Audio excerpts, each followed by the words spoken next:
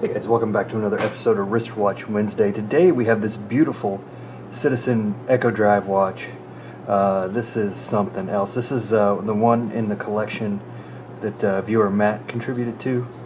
He gave us that lot of watches and asked him to review and then maybe possibly sell them. This one had an issue when we first got it. It was doing a secondhand skip, and you saw I have a short previously. I think I released it back in June on how we fixed that. For this watch, but just in case you haven't seen that, what you do is you pull the crown out, put it in a window to charge for several days, and when you push the crown back in, it starts doing the normal second-hand movement, because that's how you charge the battery the best, I think, on these, at least what I saw. So nothing we had to do, to take the back off or anything.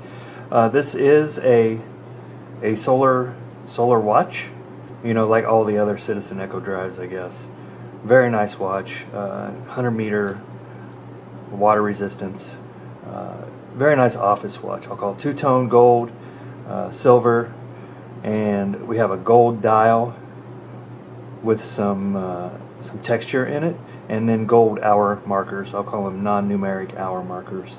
The hands do have the luminous paint on them, or whatever you want to call that does glow in the dark. Once that they've been exposed to sunlight sufficiently. So beautiful watch. Let's get some specs on it. Let's get a case size. Our case size is about 36, almost 37 millimeters.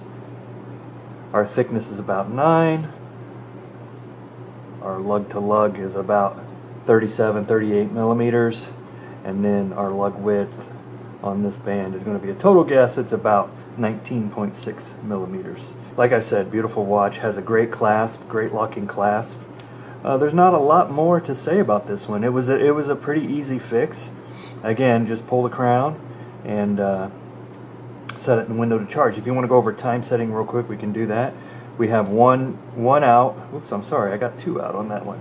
We have 2 positions on the crown. The first one, which is your date, and let's say today's the 17th. So we'll take it to the 16th, like we always do on these types of watches, to get it to the day before. And then we'll pull it out to the second position, and we'll spin it around until it gets past midnight and turns it into the 17th. And this is pretty standard on these old analog date watches. We're hitting midnight right now. We turn to 17, and let's just say we're at 11 a.m. for funsies. We go around to 6 a.m., 7 a.m., 8 a.m., 9 a.m., 10 a.m., 11 a.m. And there you have it. Well, that's all we really have about this one today, guys. An easy time set, easy date set. This is still fetching decent money, I would say, aftermarket.